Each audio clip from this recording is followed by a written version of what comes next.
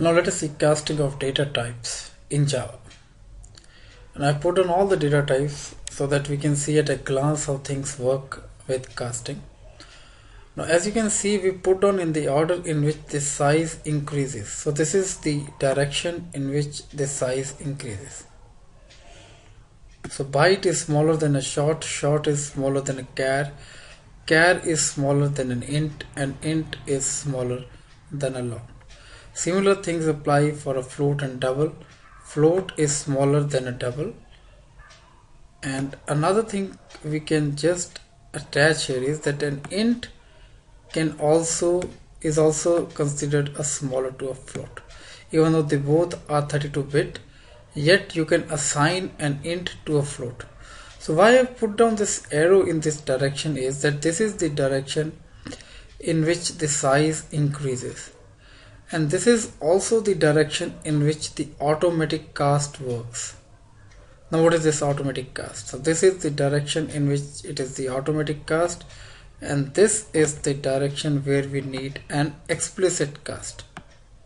So in this case, what happens if I assign a byte to a short? I need not write any cast. The system automatically converts this from an 8-bit number to a 16-bit number. Now this is because there is no data loss. The numbers 8 bits are simply added to the left of the number. Just see this for an example. Now if this is a number,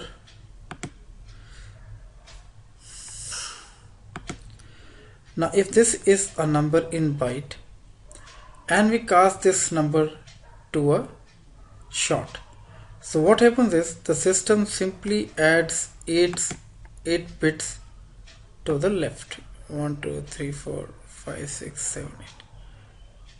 So these 8 bits are added to the left. The rest of the number remains same. So the value of these 8 bits are same as it was in a byte. The only thing has changed is the addition of 8 bits on the left. So these 8 bits have done nothing to the magnitude of the number. Only the size of the number has increased in bits, but nothing added to the value. So number remains same, size increases, so nothing is affected. So converting a number from byte to short has in fact done nothing to the number. So that is why we say that in the order of increasing size, the casting is automatic. The system does not ask you or your permission to convert the number to a higher level.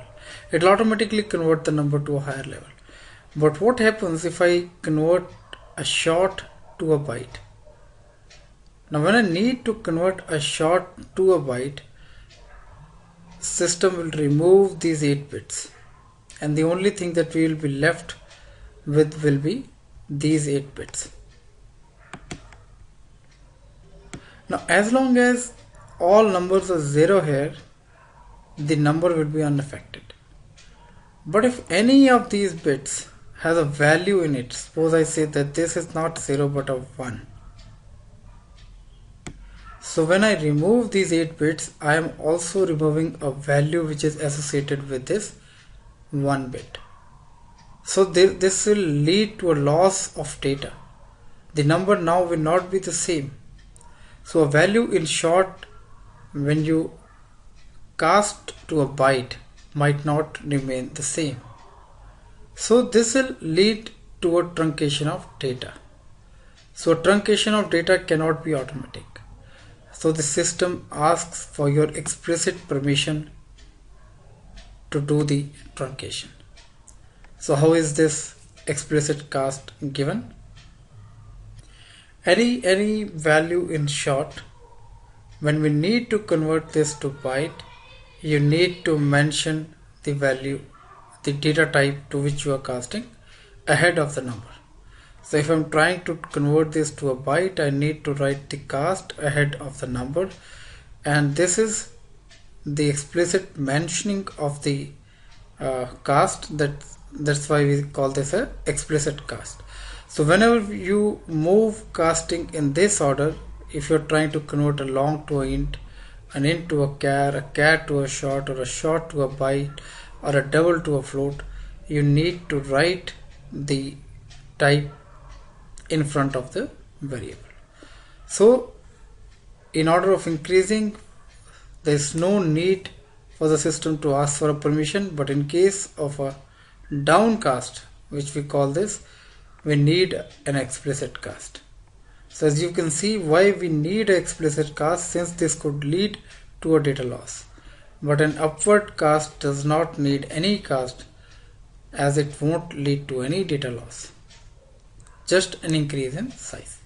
So let's see practically how we can see this.